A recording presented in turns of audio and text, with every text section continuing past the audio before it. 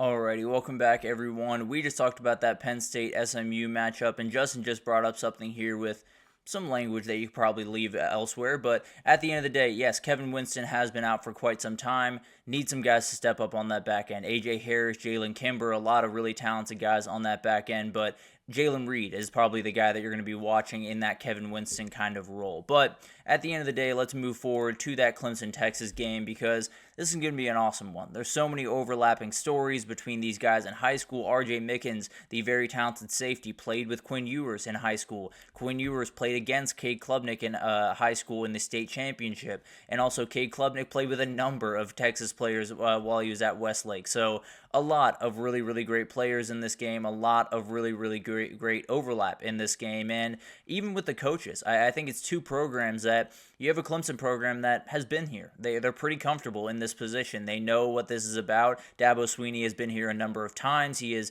one of the best coaches in the entire country. And then you have Steve Sarkisian that's really trying to make that step up, that's trying to become the next guy, the next Dabo Swinney, the next Nick Saban, the next Kirby Smart. And this would be kind of a big-time breakthrough moment, being able to beat Dabo Swinney, move on to the next round, play Arizona State, and see what happens after that. But this is going to be a tough battle. There's no doubt about that, and it comes down to what can this offensive line for Texas do for Quinn Ewers? Because as well as Quinn Ewers has been this year at different times, when he is under pressure, he's an entirely different player. Everyone understands that at this point. Everyone understands those feet get a little bit quick, they get a little bit crazy, and he starts to make some mistakes, just plain and simple. So can Clemson get home? They have the dudes. There's no doubt about that. TJ Parker is an absolute problem coming off the edge. Peter Woods is a guy that you could have a million guys in front of him. He's probably still finding his way to the quarterback. He's a very, very talented player, and it's probably going to be the third best defensive line that they faced all year behind Georgia and Michigan, but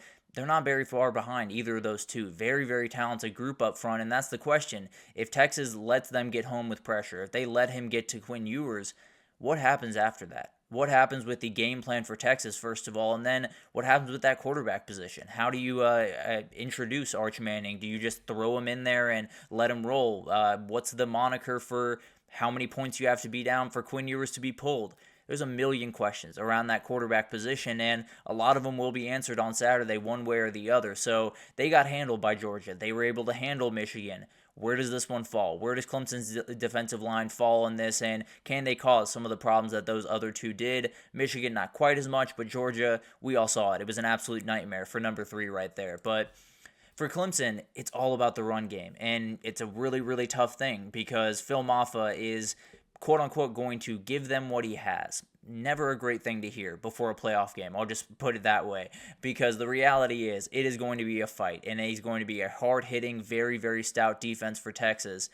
He's going to have to step up one way or the other. Whatever he has left in the tank, he will have to give up on Saturday. And Texas sits at 12th in the country in run defense, but it's tops in the country in pass defense. So pick your poison. You're more than welcome to try them over the middle of the field. You're more than welcome to try to get some of those explosives that they're probably going to need at some point in this game. But at the end of the day, are they going to be able to do it consistently? Are they going to be able to do it to the degree that they need to?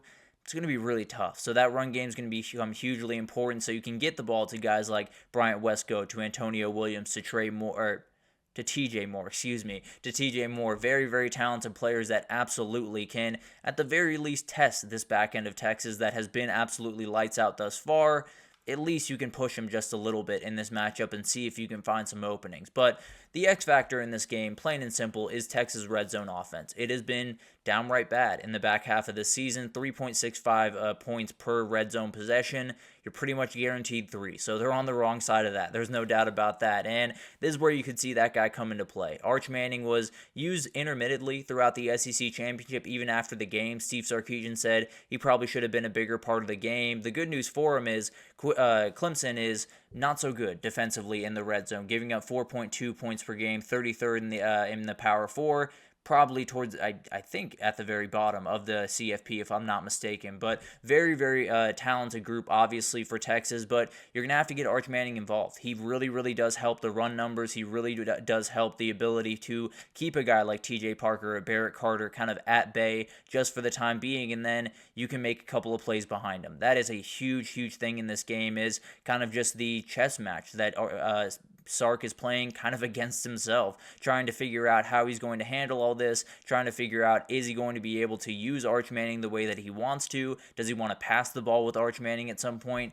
There's a million questions around this different thing, and it really could come down to, if he handles it correctly, they walk out of here with the win. If he handles it poorly, they walk out of here with a loss, and they're questioning what they were doing the last couple of weeks of the season. So a lot of different questions around this one, and if Texas can stay in front of the chains and make all the plays in the red zone, it's going to be really hard for Clemson to win this game. But we talked about it.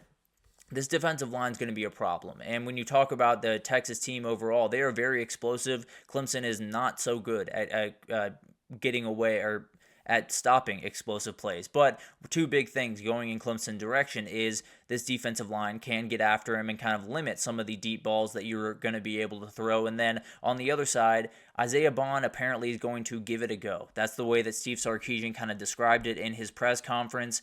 Doesn't sound like he's going to be a huge factor in this game. And that's huge because Clemson has been one of the worst teams in the country when it comes to yards after catch. I don't have to tell you that Isaiah Bond with the ball in his hands can make a lot of really special things happen. So there are a lot of questions around Texas heading into this one, particularly around the quarterback position. Feels like ones that Clemson can take advantage of, but can Clemson's offense get much of anything going against one of the best, probably the best defense in the country, especially against the thing that they love to do, which is create explosives through the air? But to do that, to create explosives, you got to have a run game. If you're not going to have Phil Maffa at 100%, it's Jay Haynes. It has to be Jay Haynes throughout this game. It has to be that guy stepping up in big-time moments, has done a really good job in different moments throughout this year, has played some really good football. Nothing like this. He will not have as much put on his shoulder, or he has not had as much put on his shoulders in a game this year as he will in this one. It is going to be a huge battle for him, and he's going to have to handle it very, very well and make a lot of big-time plays in this one. TJ Parker, he's the guy that can explode this thing. He's the guy that can be the Jalen Walker, can be the Michael Williams in the Georgia-Texas matchups, because he's a nightmare to deal with. And Kelvin Banks going into this game says he's going to play. You don't know how confident you feel in that one. You don't know how confident he is to go out there and play a full game. It could be you get a couple of mismatches with someone like Trevor Gooseby on the outside, and TJ Parker can just totally open up this game. Silas Bolden is a guy that I think we should be watching really throughout this tournament, but especially on Saturday, because we talked about it. Isaiah Bond might be out of this game, might not be at least 100% in this game. This would be the guy that kind of takes that role, takes all the screen passes, takes some of the end arounds, does some of the things that they like to do with Isaiah Bond. This would likely be the guy that ends up doing that, and very, very talented. Can absolutely fly, can be very, very shifty in short space. He is a guy that can make a lot of plays. You're just going to have to be able to get him the ball, and hopefully you're going to have to be able to get him the ball along with Isaiah Bond instead of just having to force feed him because Isaiah Bond has to leave this game. But then you have Jalen Gilbo, a guy on the back end of that Texas defense that has been really, really incredible this year. The one issue with him has been somewhat coverage. When you get into that slot position, Antonio Williams is going to cause problems at some point in this game. Can Jalen Gilbo keep up with him? Can he make the plays that he needs to? Or is Antonio Williams going to be able to take over this game just a little bit from that slot position?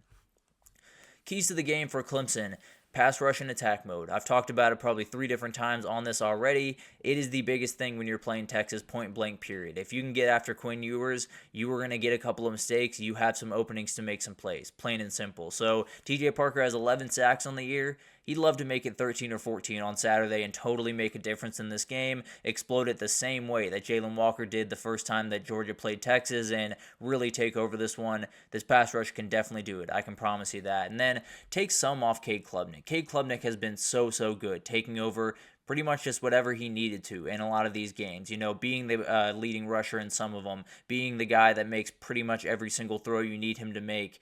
You got to take a little bit off his shoulders. With Phil Maffa not being 100%, it's got to be Jay Haynes. It's got to be maybe Bryant Wesco takes an end around to the house. Maybe TJ Moore makes a really contested catch on a not-so-great throw. Whatever that looks like, they got to take a little bit off number 2. They got to make sure that he is playing with confidence, but not forcing balls and not having to make every single play. And then play from in front. This Texas offense is a very good one. It's a very capable one. It's also not one that I fully trust to make all of the plays in the pass game that they're going to need to down a stretch of a game. So the question becomes, if you can play from in front, if you can keep Texas at least in your rearview mirror a little bit, will Texas have the ability to make that final drive with 3 minutes left to down 4 to go up and win the game? That's a big time question for me as we head into this one with the level of play from Quinn Ewers and some of the injuries they have on that offense. And then keys to the game for Texas, keep everything in front of you. If you do not allow explosives in this game, Texas should be able to walk away with a win. Clemson has 15 touchdowns on passes of over 20 yards, 20 plus yards, only 3 INTs on those. And then Texas only allowing 1.69 explosive plays per game, which is, if you don't know, it's 20 plus yard passes, 10 plus yard runs are considered explosive plays. So everything is pinned in by this Texas defense. They're one of the best in the country at doing this. Can they do it in this game, or will some of the talent, some of the speed on the outside for Clemson pose a little bit more of a problem than they're expecting? And then you got to fix the red zone woes. You don't have to fix them 100%, no doubt about that. It's not going to be perfect, but you absolutely do have to involve Arch Manning in that run game a little bit more. You have to make sure that Quinn Ewers is as healthy as possible going into this one so he can zip some of the balls into tight windows that you need him to. You can't just settle for threes because they have a very explosive, very dangerous offense on the other side. You could settle for threes the entire game, and then Clemson makes 1 or 2 plays, and you're back to tied, and you're going to have to figure out a way to make a play down the stretch. So it has to be 7s. It cannot be 3s, and if it is, Clemson has a very, very good chance of walking away with the win. And then don't hurt yourself. When you look back at those Texas games, especially those 2 Georgia games, so much of what they did was just hurting themselves. Getting into really good positions, especially in that first half, and then finding a way to get out of good position. Whether it was penalties or turnovers, they have 4 in the last 2 games. They're 94th in the country in penalties per game. They have to play clean football. If they play clean football throughout this tournament, I think Texas is going to be your national champion. But at the end of the day, they could play ugly football on Saturday and be out in the first round. That's just kind of the nature of Texas this year, but we'll figure out what happens. And for me, I think Texas just has too much. I think the Texas ability on the outside, I think they will make a number of plays after the catch where Clemson really does struggle. And I think that Clemson offense with no run game to really speak of against a very, very stout defense, I just don't think those deep balls are going to come the way that they usually do for Clemson. I think they're going to have a really hard time finding openings, and I think Texas is going to be able to get out this one with a win. I'm not sure it'll look all that pretty. I'm not sure the questions around Arch Manning and Quinn Ewers will go away, but I can almost promise you that this Texas defense is more than happy to carry their team to a national title. I think they'll start that on Saturday with a big-time win over Clemson. But going to be a really fun game, a game that a lot of people are picking Clemson in. I assume that a lot more will pick Clemson in possibly on that game day, but at the end of the day, going to be a really fun game and could set both these programs off in very interesting directions after it, depending on what the outcome is here. But let's take our third break, and when we come back, it's the one everyone's the most excited for. Tennessee at Ohio State, one of those that has a lot of implications afterwards, and we'll get to all of it right after this, so stick with us.